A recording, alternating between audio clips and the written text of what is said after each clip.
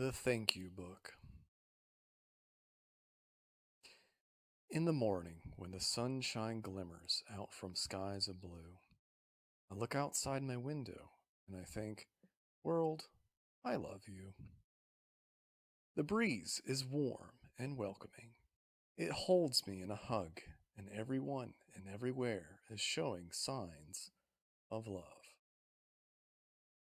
I see the tips of neighbors' roofs.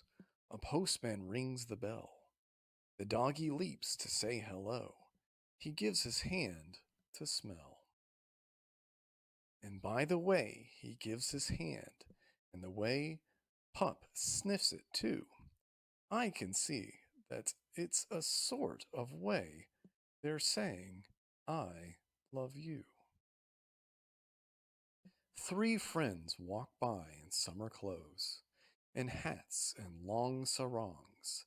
They tell a joke, and then they laugh, their laughter like a song. A boy rides by on bicycle. His daddy runs behind. He says, "You're fast, faster than me." His laughing eyes are kind. And I am standing in the shorts my Nan bought me for bed. When I put them on, she laughed and clapped. "A real beauty," she said. So, I'm in my pajamas, just as cozy as can be. She should have bought some chocolates, but instead, she thought of me. Why I recommend the Thank You story, or the Thank You book?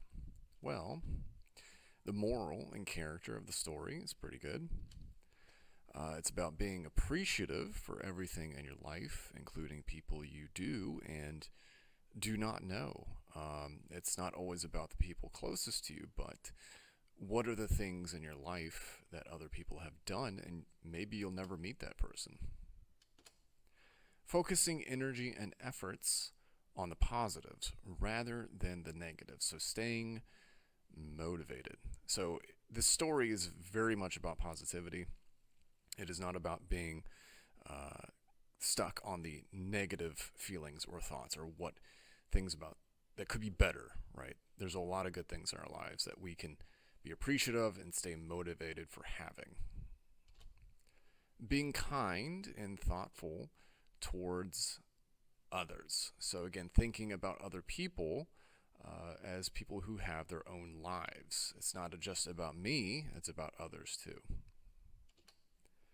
And the language acquisition. It does have a variety in usage of I, we, they, he, she. So again, it does tie back into the thinking of others, and it uses it in a natural way. So it's not confusing, and it's also has a lot of variety to it, again. Creative use of writing for advanced learners. So on the first look, this book may not seem as a good fit for advanced learners, but that is not true. There's a lot of non-literal phrasing of words, creative phrasing that allows the reader to have a feeling from the way it was written. And again, you'll have to read it to fully understand what I'm talking about. Mostly written in present tense, making the story more easily understood for beginner and intermediate learners. So most of the story is written in a very linear way, again, present tense, which is good. It's good for beginner and intermediate learners. They will not be confused as to what is happening in the story. And lastly, story framework under an everyday setting. What is seen and when you walk outside or look out a window to what you see in your own home. Again, it is a relatable story. When you look out the window, who do you see? What do you see? When you are inside your home, who are you talking with? Who are you thinking about? Usually it's family, right? So again, these are all relatable things that we see in our daily lives. And again, that is why I recommend the Thank You book.